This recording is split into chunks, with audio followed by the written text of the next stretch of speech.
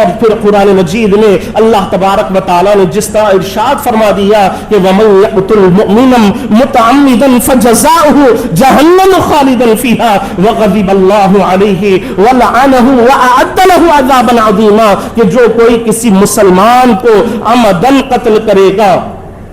جان بوجھ کر قتل کرے گا، تو اللہ تبارک و تعالی اس کا ٹھکانہ جہنم میں بنائیں گے، اور اللہ تبارک و تعالی اس سے ناراض ہوں گے، اس پہ غضبناک ہوں گے، اور اللہ تبارک و تعالی کی اس پر لعنت ہوگی، اور جب وہ مر جائے گا اللہ کے حضور میں حشر کے میدان میں پیش ہوگا تو اللہ تبارک و تعالی نے ایسے انسان کے لیے دردناک عذاب کو اللہ تبارک و تعالی نے تیار کر رکھا ہے۔ السلام علیکم ورحمۃ اللہ وبرکاتہ۔ الحمد للہ رب العالمین والعاقبۃ للمتقین والصلاة والسلام على سید الاشرف الانبیاء والمرسلین وعلى آلہ الطیبین الطاہرین واصحابہ اکرمین الاکرمین اجمعین، اما بعد فقد قال الله تبارك وتعالى في القرآن المجيد والفرقان الحميد، فاعوذ بالله من الشيطان الرجيم، بسم الله الرحمن الرحيم، ومن يقتل مؤمنا متعمدا فجزاؤه جهنم خالدا فيها وغضب الله عليه ولعنه وأعد له عذابا عظيما، صدق الله العظيم۔ قال الله تبارك وتعالى في شأن حبيبه تعظيما وتكريما، إن الله وملائكته يصلون على النبي يا أيها الذين آمنوا صلوا عليه وسلموا تسليما، اللهم صل على سيدنا محمد وعلى آله وأصحابه أفضل صلواتك وعدد معلوماتك وبارك وسلم۔ تمام حمد و تعریف اللہ رب العالمین کے لیے ہے جو ساری کائنات کا خالق و رازق ہے، اور لاکھوں کروڑ درود و سلام آخائے دو جہاں تاجدار مدینہ احمد مجتبی محمد مصطفیٰ صلی اللہ علیہ وسلم پر، جن کو اللہ رب العزت نے دونوں جہانوں کے لیے رحمت بنا کر بھیجا۔ حاضرین کرام، ابھی میں نے خطبے کے دوران قرآن مجید فرقان حمید کی جس آیت مقدسہ کی تلاوت کرنے کا شرف حاصل کیا، اس میں اللہ تبارک و تعالی ارشاد فرماتے ہیں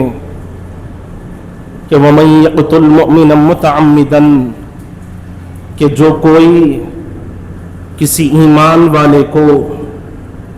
مسلمان کو عمدن قتل کرتا ہے، فَجَزَاؤُهُ جَهَنَّمُ خَالِدًا فِيهَا تو اللہ تبارک و تعالی اسے ہمیشہ کے لیے جہنم میں ڈال دے گا۔ وَغَضِبَ اللَّهُ عَلَيْهِ اور اللہ تبارک و تعالی اس پر غضبناک ہوں گے، اللہ تبارک و تعالی اس سے سخت ناراض ہوں گے۔ اور یہیں تک بات ختم نہیں ہوتی، بلکہ آیت کریمہ میں آگے ارشاد ہوتا ہے کہ وَلَعَنَهُ اور اللہ تبارک و تعالی اس پر لعنت فرماتے ہیں جو کسی مسلمان کو عمدن قتل کرتا ہے۔ اور پھر آگے ارشاد ہوتا ہے کہ عذابًا عظیما کہ اللہ تبارک و تعالی نے اس کے لیے دردناک عذاب کو تیار کر رکھا ہے۔ اس آیت کریمہ میں غور فرمائیں کہ اللہ تبارک و تعالی فرما رہے ہیں کہ جو کسی مسلمان کو عمدن قتل کر دیتا ہے، جان بوجھ کر قتل کر دیتا ہے، تو اللہ تبارک و تعالی اسے ہمیشہ کے لیے جہنم میں ڈال دیں گے۔ اور پھر اللہ تبارک و تعالی اس پر ناراض بھی ہوں گے، اللہ کا غضب بھی اس پر نازل ہوگا۔ پھر ساتھ ہی ساتھ ارشاد ہوتا ہے کہ اللہ تبارک و تعالی کی اس پر لعنت بھی ہے۔ جس پر خدائے تبارک و تعالی کی لعنت ہو جائے، جس پر اللہ تبارک و تعالی لعنت فرما دے، تو پھر حاضرین کرام کہ کون ہے جو اس بندے کو برکتیں عطا کر سکے، کون ہے اس بندے کو جو راحتیں عطا کر سکے، کون ہے جو اس بندے کو اطمینان و سکون کی زندگی عطا کر سکے؟ جس پر اللہ کی لعنت ہو جائے، جس پر اللہ تبارک و تعالیٰ کا غضب نازل ہو جائے، تو وہی انسان سب سے زیادہ بد نصیب کہلائے گا، وہی انسان سب سے بڑا بد نصیب کہلائے گا۔ اور پھر ایسے شخص کے لیے اللہ تبارک و تعالیٰ نے دردناک عذاب کو بھی تیار کر رکھا ہے۔ آج ہم اپنے معاشرے کو دیکھتے ہیں تو کئی ایسے واقعات کا ہم خود مشاہدہ کر رہے ہیں کہ آج ایک مسلمان دوسرے مسلمان کو بڑی آسانی سے قتل کر رہا ہے، ایک مسلمان دوسرے مسلمان کا بڑی آسانی کے ساتھ خون بہانے کے لیے تیار کھڑا نظر آ رہا ہے۔ کئی ایسے واقعات کو آپ حضرات نے بھی مشاہدہ کیا ہوگا کہ نشے کی حالت میں ایک دوست دوسرے دوست کا قتل کر رہا ہے، ایک بھائی دوسرے بھائی کا قتل کر رہا ہے۔ اور حالیہ دنوں میں ہم نے دیکھا کہ ایک بڑے بھائی نے اپنے چھوٹے بھائی اور بھاوج کا قتل کر دیا ہے، 4 معصوم بچوں کے سامنے اپنے بھائی اور بھاوج کو قتل کر دیا ہے۔ حاضرین کرام، آپ مجھے بتائیں کہ ہمارا معاشرہ کس سمت جا رہا ہے؟ آج ہم نے کون سی روش کو اختیار کر لیا ہے؟ آج ہم نے کون سے طریقوں کو اپنا لیا ہے؟ حضور پاک صلی اللہ علیہ وسلم نے ہمیں تو اشرف المخلوقات بنا بتلایا ہے، ہمیں تمام مخلوقات میں اشرف بنا دیا ہے۔ اور یہیں تک بات ختم نہیں ہوئی، بلکہ آقا کریم صلی اللہ علیہ وسلم کے طفیل ہمیں یہ مقام و مرتبہ ملا کہ اللہ تبارک و تعالیٰ نے ہمیں بہترین امت کا لقب عطا فرمایا، اور یہ اعزاز ہمیں حضور ہی کی برکت سے عطا ہوا کہ اللہ تبارک و تعالیٰ پچھلے قوم کے امتوں کے نبیوں سے جس لقب سے خطاب فرمایا کرتے تھے، اسی لقب سے اللہ تبارک و تعالیٰ امت محمدیہ سے خطاب فرما رہے ہیں۔ یا ایھا الذین آمنوا کہہ کر پچھلی امتوں کے نبیوں سے خطاب کیا جاتا تھا، آج حضور کی برکت سے حضور پاک علیہ الصلوۃ والسلام ہی کی طفیل میں اللہ تبارک و تعالیٰ قرآن مجید میں جب بھی ذکر فرما رہے ہیں کہ یا ایھا الذین آمنوا، اے ایمان والو، اے ایمان رکھنے والو، اے ایمان کی دولت رکھنے والو، اللہ تبارک و تعالیٰ ہمیں یہ اعزاز عطا فرما رہا ہے۔ اور آپ مجھے بتائیں کہ یہ اعزازات ایک طرف ہے اور آج ہمارے طور طریقے کس طرف جا رہے ہیں؟ آج ہم نے اپنی زندگی کو کس راہ پر ڈال کر رکھا ہے؟ کون سے طریقوں پر ڈال کر رکھا ہے؟ حاضرین کرام، آج وہ کون سی برائی نہیں ہے جو آج ہمارے اندر موجود نہیں ہے؟ آج مسلمانوں کے اندر، مسلم معاشرے میں ہر طرح کی برائیاں موجود ہے، ہر طرح کی بے حیائیاں موجود ہے، ہر طرح کے برے کام آج مسلمان کر رہا ہے۔ اور یہیں تک نہیں بلکہ جب انسان گناہ کرتا ہے تو اس کے دل میں خدا کا خوف بھی نہیں ہوتا، اسے یہ بھی احساس نہیں ہوتا کہ آج میں گناہ تو کر رہا ہوں، آج میں خدا کو ناراض کرنے والے کام تو کر رہا ہوں، کل مرنے کے بعد مجھے اسی رب کی بارگاہ میں حاضر ہونا ہے، اسے رب کریم کی بارگاہ میں مجھے حاضر ہونا ہے۔ جب میں اس کی بارگاہ میں جاؤں گا، اس کے حضور میں کھڑا رہوں گا، تو میں اپنے پروردگار کو اپنے اعمال کس طرح بیان کروں گا اور اپنے پروردگار کے حضور میں کیسا کھڑا ہوں گا۔ آج انسان کے دل سے یہ احساس ختم ہو گیا ہے، انسان کے دل سے ڈر اور خوف ختم ہو گیا ہے۔ اسی وجہ سے آج انسان بے باک ہو کر، بے لاگ ہو کر ہر طرح کے گناہوں میں مبتلا ہو رہا ہے، ہر طرح کی ایسی غلطیاں کر رہا ہے جو اللہ تبارک و تعالی اور اس کے رسول کریم صلی اللہ علیہ وسلم کو ناراض کرنے والی ہو۔ آج نشے کی حالت میں کئی مسلمان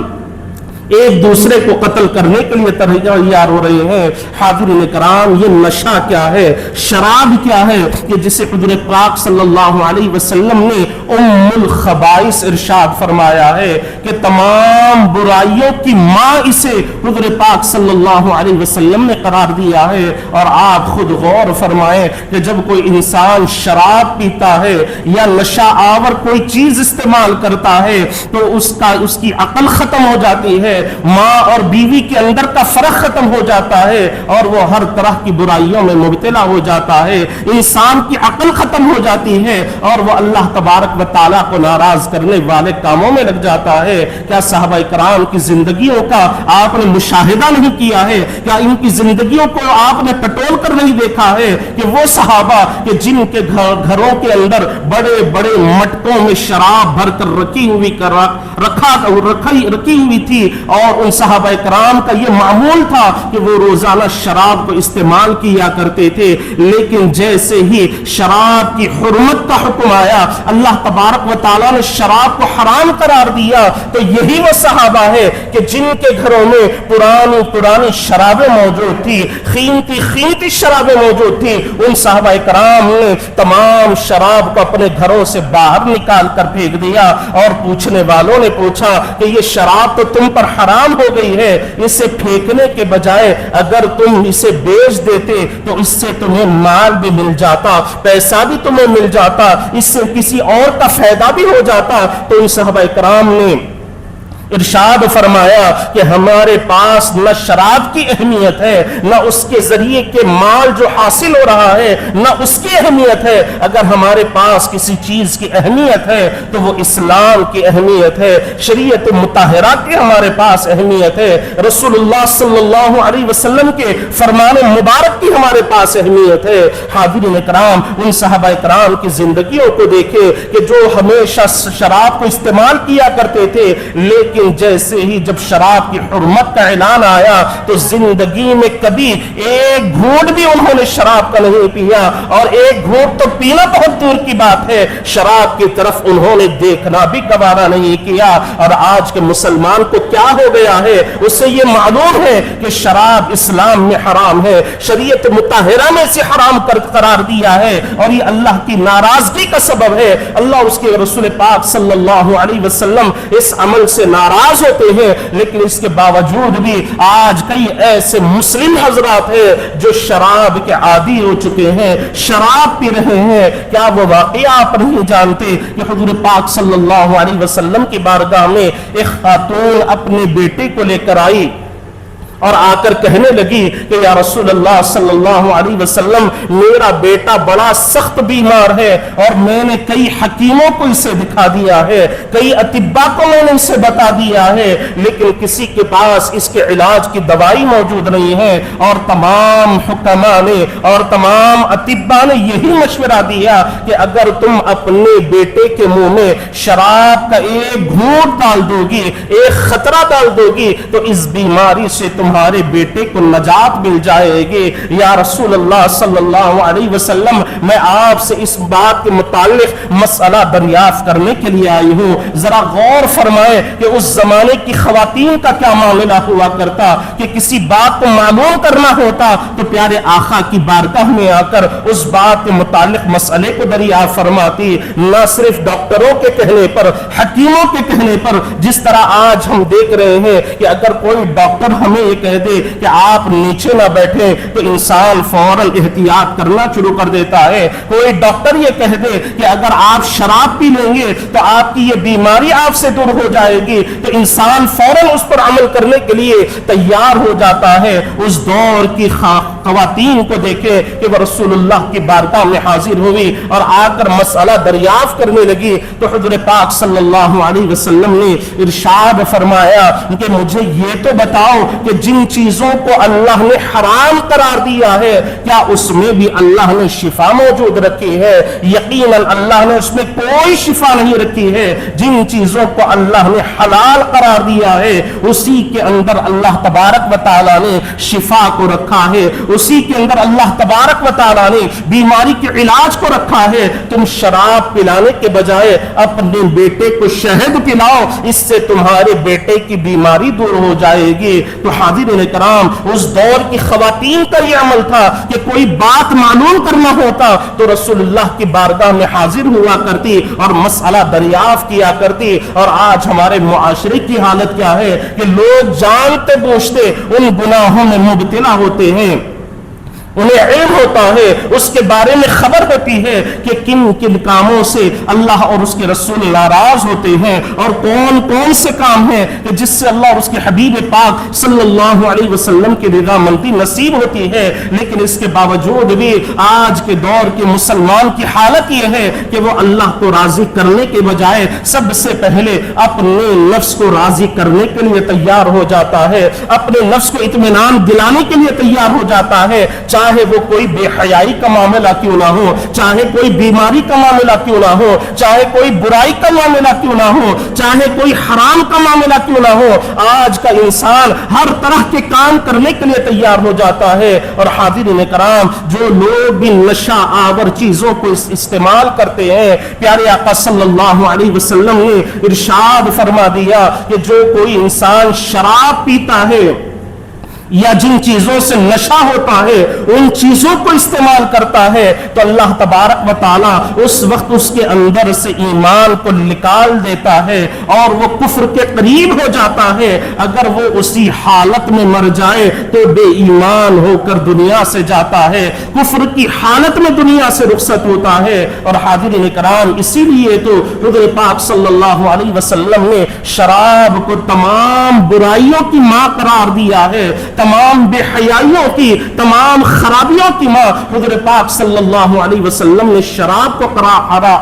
قرار دیا ہے۔ ذرا آپ غور فرمائیں کہ بنی اسرائیل میں ایک نوجوان تھا جو بڑا ہی حسین، بڑا ہی خوبصورت تھا۔ وہ کسی راستے سے گزر رہا تھا، ایک خاتون کی اس پر نظر پڑتی ہے۔ خاتون نے فوراً اپنی خادمہ کو بلا کر کہا کہ اس نوجوان کو میرے پاس لے کر آؤ۔ جب وہ خاتون خادمہ جاتی ہے، جا کر اس نوجوان سے کہتی ہے کہ میری مالکہ تمہیں بلا رہی ہے، میری مالکن تمہیں بلا رہی ہے۔ وہ نوجوان اس خاتون کے پاس جاتا ہے، جیسے ہی گھر کے اندر داخل ہوتا ہے تو اس خادمہ نے اپنے گھر کے دروازے کو لاک ڈال دیا، اس پر قفل لگا دیا، تالا لگا دیا۔ جب وہ خادمہ اس نوجوان کو لے کر اپنی مالکن کے پاس گئی، جب مالکن نے اس نوجوان کو دیکھا تو کہنے لگی کہ مجھے تم سے کوئی کام نہیں ہے، بلکہ میرا دل تم پر آ گیا ہے اور میں اب تمہارے ساتھ وقت گزارنا چاہتی ہوں، میں اپنا وقت تمہارے ساتھ گزارنے کے لیے تیار ہوں، تمہارے ساتھ زنا کرنے کے لیے تیار ہوں،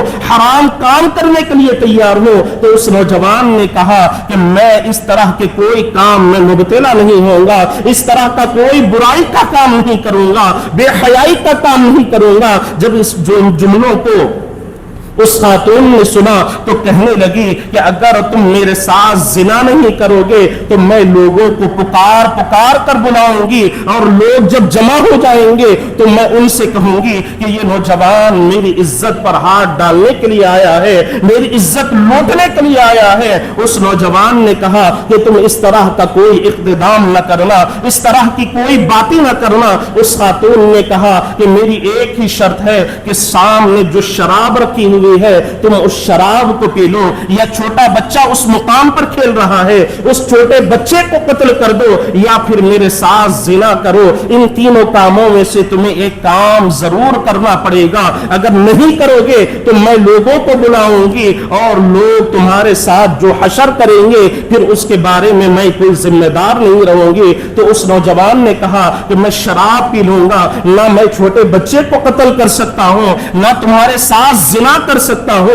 کوئی غلط کام میں تمہارے ساتھ کرنے کے لیے تیار نہیں ہو. اس کے بعد اس نوجوان نے اس شراب کے پیالے کو اٹھایا اور پی لیا. اس کے بعد اس نے کہا کہ ایک اور پیالہ دو. جب دوسرا پیالہ دیا گیا تو اس نے دوسرا پیالہ بھی پی لیا. پھر کہا کہ تیسرا پیالہ دو. جب تیسرا پیالہ پیش کیا گیا تو اس نے تیسرا پیالہ بھی لیا اور اسے بھی پی لیا. اس کے بعد اس نوجوان نے نشے کی حالت میں اتنا دھت ہو گیا, اتنا اپنے سے بے خبر ہو گیا کہ اس نے نشے کی حالت میں اس خاتون سے زنا بھی کیا اور اس معصوم بچے کو بھی اس نے قتل کر دیا. حضور پاک صلی اللہ علیہ وسلم اس موقع پر ارشاد فرماتے ہیں کہ جو نشہ آور چیزوں کو استعمال کرتا ہے اللہ تبارک و تعالی اس سے سخت ناراض ہوتے ہیں. اور جب اس نوجوان کا, اس شراب پینے والے کا انتقال ہوگا, جو شراب کا عادی ہوگا, جب اسے قبر میں دفن کیا جائے گا, آپ نے دیکھا ہوگا کہ جب کسی انسان کو قبر میں دفن کیا جاتا ہے تو اس کے چہرے کو قبلے کی جانب موڑ دیا جاتا ہے, قبلے کی طرف انسان کے چہرے کا رخ کر دیا جاتا ہے. لیکن شراب پینے والے کی سزا یہ ہے کہ اللہ تبارک و تعالی اس شراب پینے والے کے چہرے کو قبر میں قبلے کی جانب سے دوسری جانب پھیر دے گا. اللہ تبارک و تعالی اس کے چہرے کو قبلے کی جانب رکھنا بھی گوارا نہیں کریں گے. قبلے کی جانب اس کے چہرے کو رکھنا بھی اللہ تبارک و تعالی پسند نہیں فرمائیں گے. یہ اللہ تبارک و تعالی شراب پینے والے کو سزا دے گا. وہ دنیا میں بھی ذلیل ہوگا اور جب خبر میں بھی جائے گا تو اللہ تبارک و تعالی قبلے کی جانب سے اس کے چہرے کو پھیر دیں گے. تو حاضرین کرام, آج جو ہمارے معاشرے میں جو حالات پیش آ رہے ہیں, جو واقعات پیش آ رہے ہیں, ان تمام چیزوں کی جڑ یہ شراب ہی ہے, نشہ آور چیزوں کا استعمال کرنا ہے. آج 20-20 سال کا نوجوان, 15-18 سال کا نوجوان نشہ آور چیزوں کو استعمال کر رہا ہے اور لوگوں کے قتل کرنے کے لیے تیار ہو رہا ہے. اور قتل کا معاملہ کیا ہے کہ قرآن مجید میں اللہ تبارک و تعالی ارشاد فرماتے ہیں کہ جو کسی انسان کو کسی بغیر وجہ کے قتل کر دیتا ہے تو گویا اس نے ساری انسانیت کو قتل کر دیا ہے. ساری انسانیت کا وہ قاتل کہلائے گا, ساری انسانیت کو قتل کرنے والا کہلائے گا. اور پھر قرآن مجید میں اللہ تبارک و تعالی نے جس طرح ارشاد فرما دیا کہ وَمَن يَقْتُلْ مُؤْمِنًا مُتَعَمِّدًا فَجَزَاؤُهُ جَهَنَّمُ خَالِدًا فِيهَا وَغَضِبَ اللَّهُ عَلَيْهِ وَلَعَنَهُ وَأَعَدَّ لَهُ عَذَابًا عَظِيمًا. کہ جو کوئی کسی مسلمان کو عمدن قتل کرے گا, جان بوجھ کر قتل کرے گا, تو اللہ تبارک و تعالی اس کا ٹھکانہ جہنم میں بنائیں گے اور اللہ تبارک و تعالی اس سے ناراض ہوں گے, اس پہ غضبناک ہوں گے اور اللہ تبارک و تعالی کی اس پر لعنت ہوگی. اور جب وہ مر جائے گا, اللہ کے حضور میں حشر کے میدان میں پیش ہوگا, تو اللہ تبارک و تعالی نے ایسے انسان کے لیے دردناک عذاب کو اللہ تبارک و تعالی نے تیار کر رکھا ہے. حاضرین کرام, اللہ تبارک و تعالی نے ہمارا تعلق ایسی امت کے ساتھ رکھا ہے جو خیر کا حکم دینے والی ہے, بھلائی کا حکم دینے والی ہے. آپ ذرا غور فرمائیں کہ حضور پاک صلی اللہ علیہ وسلم نے ارشاد فرمایا کہ اگر کوئی کسی مسلمان کو اپنی آنکھ سے بھی ڈراتا ہے, یعنی کسی مسلمان کو گھور کر بھی دیکھتا ہے, اللہ تبارک و تعالی اس انسان سے سخت ناراض ہوتے ہیں. یہ اسلامی تعلیمات ہے کہ اگر کسی مسلمان کو کوئی مسلمان گھور کر دیکھتا ہے, آنکھیں نکال کر دیکھتا ہے, تو اللہ تبارک و تعالی اس مسلمان سے بھی ناراض ہو جاتے ہیں. یہ ہمارا اسلام ہے, ایسی تعلیم ہمیں ملتی ہے. اور مسجد نبوی کا وہ واقعہ بھی آپ سماعت فرماتے ہوئے چلے کہ ایک مرتبہ آقا کریم صلی اللہ علیہ وسلم مسجد نبوی شریف میں تشریف فرما ہے, صحابہ اکرام کا ہجوم موجود ہے. پیارے آقا صلی اللہ علیہ وسلم نے دیکھا کہ دو صحابہ ایک دوسرے کے چہرے کو دیکھ کر مسکرا رہے ہیں, ایک دوسرے کے چہرے کو دیکھ کر محبت بھری نگاہ ڈالتے ہوئے مسکرا رہے ہیں. تو آقا کریم صلی اللہ علیہ وسلم نے ارشاد فرمایا, ان دونوں صحابہ کو دیکھ کر ارشاد فرمایا کہ تمہارا اس طرح کا یہ عمل کرنا, ایک دوسرے کو محبت بھری نگاہ سے دیکھنا, ایسا ہے جیسا کہ کوئی بندہ एक साल तक मस्जिद नबवी शरीफ में इत्तिकाफ से बैठा हुआ है, रात दिन इबादतें कर रहा है, लेकिन अल्लाह तबारक व तआला उससे बढ़कर भी तुम्हें अज्र सवाब अता फरमाएगा। तो जरा गौर फरमाए कि एक मुसलमान का दूसरे मुसलमान को मोहब्बत भरी निगाह से देखना, मुस्कुराते हुए देखना, मस्जिद नबवी शरीफ में एक साल बैठकर इबादत करने से बढ़कर अल्लाह तबारक व तआला उस इंसान को अज्र सवाब अता फरमाएगा। उस इंसान को अल्लाह तबारक व तआला अज्र सवाब का मुस्तहिक बना देगा। और फिर हमारा ताल्लुक ऐसी कौम से है, ऐसी उम्मत से है जो हर एक के लिए हमदर्दी करने वाली है, हर एक के लिए जान की कुर्बानी पेश करने वाली है, हर एक के लिए जानिसारी पेश करने वाली है। हजरत बायजीद बुस्तामी रहमतुल्लाह अलैह का वो वाकया भी समाअत फरमाते हुए चले कि कौन हजरत बायजीद, मैं बारहा कहता हूं कि हजरत बायजीद बुस्तामी रहमतुल्लाह अलैह को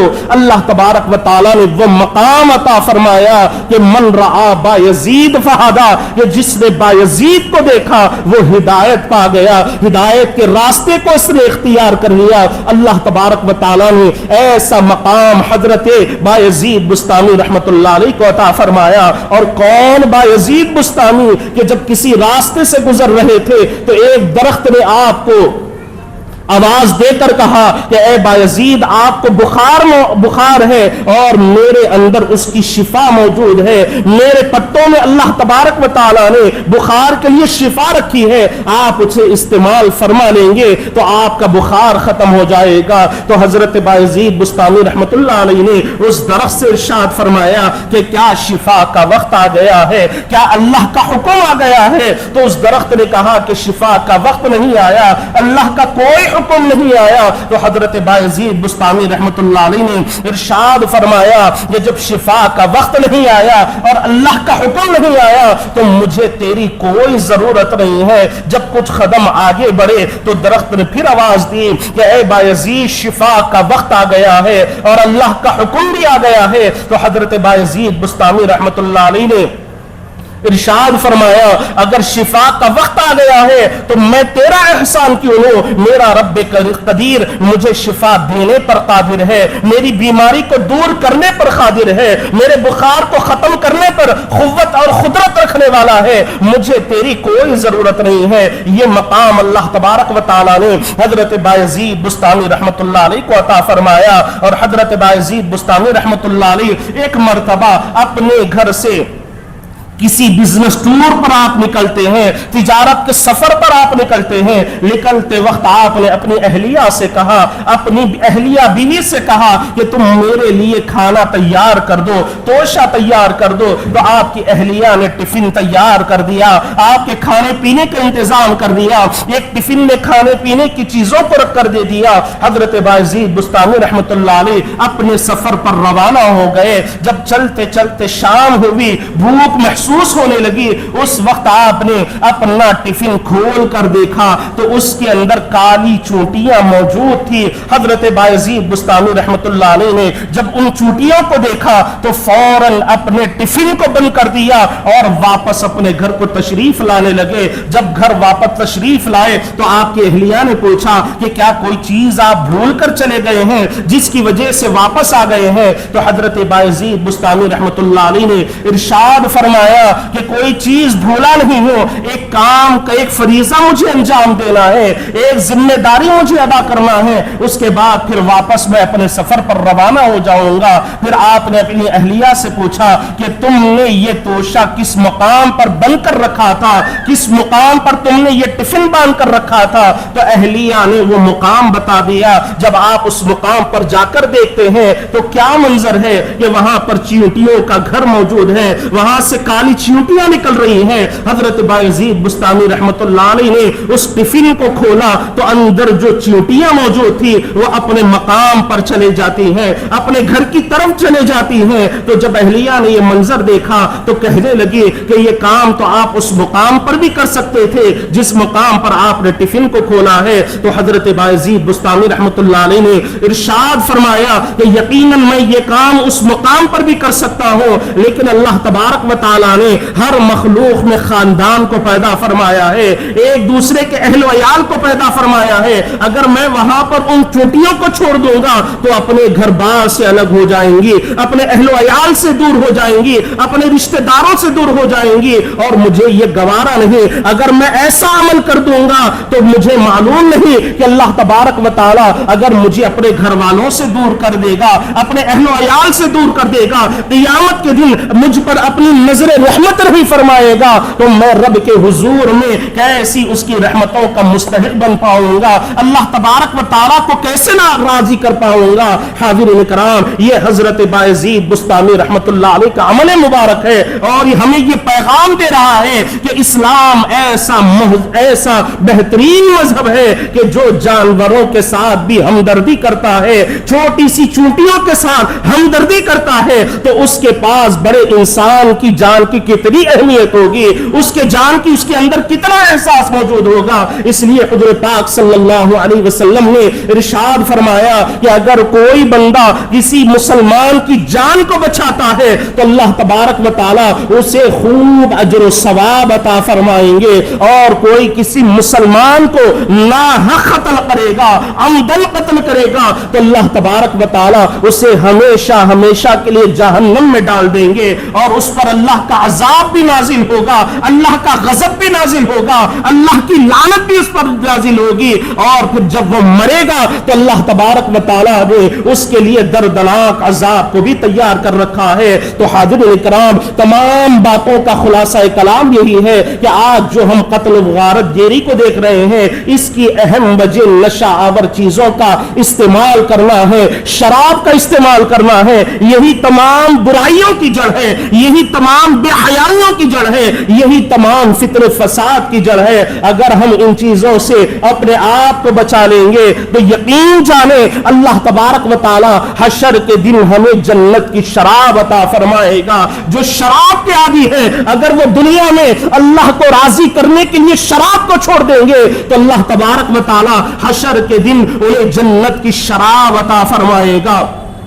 जन्नत की अल्लाह तबारक व तआला उन्हें शराब पिलाएगा। तो हाज़िरीन किराम, हमें चाहिए कि इन तमाम बुराइयों से, बेहयाइयों से अपने आप को बचाएं, अपने अहल अयाल को बचाएं, और इन तमाम चीजों के बचाने के लिए सबसे बेहतरीन तरीका यह है कि हम अपने घरों में दीनी माहौल को पैदा करें, अपने घरों में दीनी माहौल को पैदा करें, अपने दिलों में दीनी एहसास को पैदा करें, खुद भी इंसान बने और अपने अहल अयाल को भी इंसानियत का दर्ज देंगे। जब हमारे बच्चे पढ़ लिख कर आगे बढ़ेंगे, उनके पास डिग्रियां होंगी, अगर वो इंसान नहीं होंगे तो उनकी डिग्रियां उन्हें कोई फायदा पहुंचाने वाली नहीं है, उनकी डिग्रियां उन्हें कोई नफा पहुंचाने वाली नहीं है। अगर हमारी कौम, हमारे बच्चे इंसानियत का दर्ज हासिल करेंगे और उनके दिलों में हमदर्दी पैदा हो जाएगी, जानिसारी पैदा हो जाएगी, एक दूसरे की तकलीफ का एहसास पैदा हो जाएगा, और उनके दिलों में जब इंसानियत पैदा हो जाएगी तो यकीन जाने वो दुनिया के हर मकाम पर कामयाब होंगे, हर लिहाज से अल्लाह तबारक व तआला उन्हें कामयाबी अता फरमाएगा। आज बड़ी बड़ी डिग्रियां रखने से कुछ हासिल नहीं होगा अगर हम इंसान नहीं बनेंगे, इंसानियत हमारे दिलों के अंदर नहीं होगी। हम ये समझते हैं कि कोई बुराई कर रहा है तो हम ये कहते हैं कि ये फुला साहिब का लड़का बुराई कर रहा है, हमारा लड़का तो ये काम नहीं कर रहा है, ये कहकर अगर हम अपने दामन को छुड़ा लेंगे तो यकीन जाने कल जब रब के हुजूर में हाजिर होंगे तो अल्लाह तबारक व तआला हमसे इसके मुताल्लिक सवाल पूछेगा, हमसे अल्लाह तबारक व तआला इसके बारे में पूछेगा कि तुम्हारी जिम्मेदारी ये थी कि तुमने बुराई को देखा तो अगर ताकत थी तो तुम उसे रोकना चाहिए था, हाथ से रोक सकते थे तो हाथ से रोकना चाहिए था, जुबान से रोक सकते थे तो जुबान से रोकना चाहिए था, ये तुम्हारी जिम्मेदारियों में शामिल है। तो हाज़िरीन किराम, अगर कहीं पर कोई बुराई हमें नजर आए, बेहयाई नजर आए, फितना फसाद नजर आए, लड़ाई झगड़े नजर आए, तो उसे देखकर अपने नजरों को ना फेरें, बल्कि एक जिम्मेदारी समझते हुए अगर हम आगे बढ़ेंगे, उनकी इस्लाह करने की कोशिश करेंगे, तो यकीन जाने अल्लाह तबारक व तआला की जात से उम्मीद है कि हमारे मुआशरे के अंदर दीनदार हमारा मुआशरा बन जाएगा और हमारे मुआशरे में बेहतरी पैदा हो जाएगी। अगर हम ये सोचे بچیں گے, میں اور میرے بیوی بچے اچھے رہیں گے, دوسرے کی مجھے کوئی پرواہ نہیں ہے, تو پھر حاضرین کرام معاشرے کی جو اصلاح کی ذمہ داری ہے اس کے بارے میں اللہ تبارک و تعالی ہر انسان سے سوال پوچھے گا, اللہ تبارک و تعالی ہر ذمہ دار سے اس کے بارے میں پوچھے گا. تو ہماری یہ ذمہ داری ہے کہ اگر ہمارے گھروں کے پاس پڑوسیوں میں اگر کوئی شراب کا عادی ہے تو اسے سمجھانے کی کوشش کرے, اگر وہ سمجھتا نہیں ہے تو اس کا سماجی بائیکاٹ کر دے, اس سے بات چیت کرنا بند کر دے, اس سے تعلق رکھنا بند کر دے, اس کی ساری ضروریات سے بے خبر ہو جائیں گے, تو یقین جانے اس کے اندر بھی احساس پیدا ہوگا اور ایک نہ ایک دن وہ بھی اس برائی کو چھوڑنے کے لیے تیار ہو جائے گا. تو تمام باتوں کا خلاصہ کلام یہی ہے کہ جب اللہ تبارک و تعالیٰ نے ہمیں خیر والی امت بنا کر بھیجا ہے, اچھے کاموں کا حکم دینے والی, برائیوں سے روکنے والی امت اللہ تبارک و تعالیٰ نے ہمیں بنا کر بھیجا ہے, تو ہمیں چاہیے کہ ہم اپنی ذمہ داریوں کو جانیں اور اپنی ذمہ داری ادا کرنے کی کوشش کریں, برائیوں سے خود بھی بچیں, اپنے اہل و عیال کو بھی بچائیں اور اپنے معاشرے کو بھی بے حیائیوں سے پاک رکھنے کی کوشش کریں, برائیوں سے پاک رکھنے کی کوشش کریں, فتنہ فساد سے پاک رکھنے کی کوشش کریں, لڑائی جھگڑے سے پاک رکھنے کی کوشش کریں گے تو یقیناً اللہ تبارک و تعالیٰ کی برکتوں کے ہم مستحق بن جائیں گے, اس کے انعامات کے ہم مستحق بنیں گے. آخر میں دعا ہے کہ جو کچھ کہا گیا, جو کچھ سنا گیا, اس پر اللہ تبارک و تعالیٰ ہم تمام کو عمل کرنے کی توفیق عطا فرمائے اور ہمیں ساری زندگی رب کریم صراط مستقیم پر چلنے والا بنائے. وآخر دعوانا ان الحمد للہ رب العالمین.